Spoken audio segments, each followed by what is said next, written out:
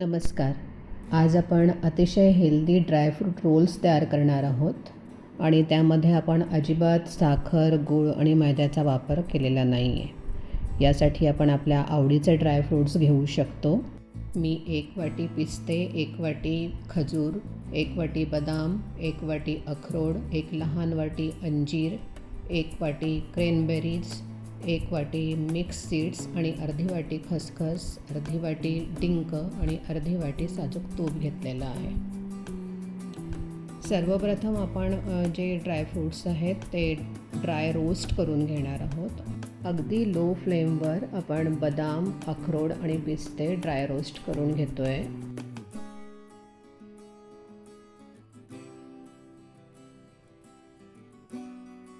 त्यानंतर mix seeds आपण roast करून घेतो आहे. पंपकिन सीड आहेत, सनफ्लावर आणि वॉटरमेलन सीड्स आपण घेतले आहेत. खसखससुद्धा ड्राय रोस्ट करून घ्यायची आणि बाजूला काढून ठेवायची आहे.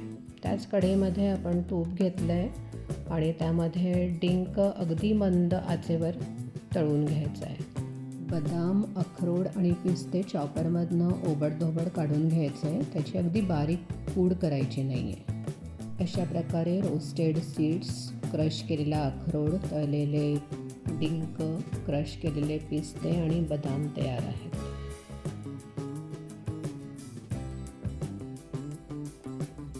डिंक तळलेल्या कढईमध्येच आपण चिरलेले अंजीर, क्रॅनबेरीज आणि चिरलेले खजूर हे सुद्धा परतून घेणार आहोत.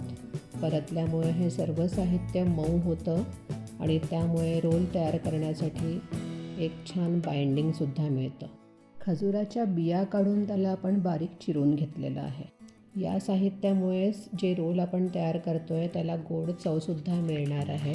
या ठिकाणी आपण कुठल्याही प्रकारची साखर किंवा गुळाचा वापर केलेला नाही आहे. खसखस सोडून बाकीचं सर्व साहित्य यामध्ये मिक्स करायचं आहे.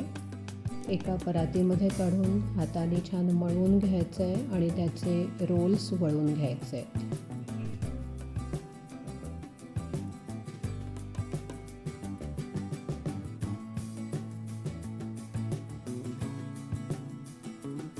रोल्स तयार करून झाल्यावर एका ताटामध्ये खसखस पसरवून घ्यायची आणि त्याच्यामध्ये हे रोल्स छान घोळवून घ्यायचे.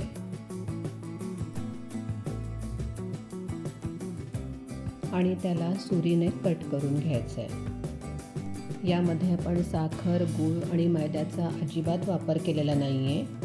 अशा प्रकारे आपले अतिशय न्यूट्रिशियस, सर्वांसाठी उपयुक्त ड्रायफ्रूट रोल्स तयार आहेत. नक्की करून बघा.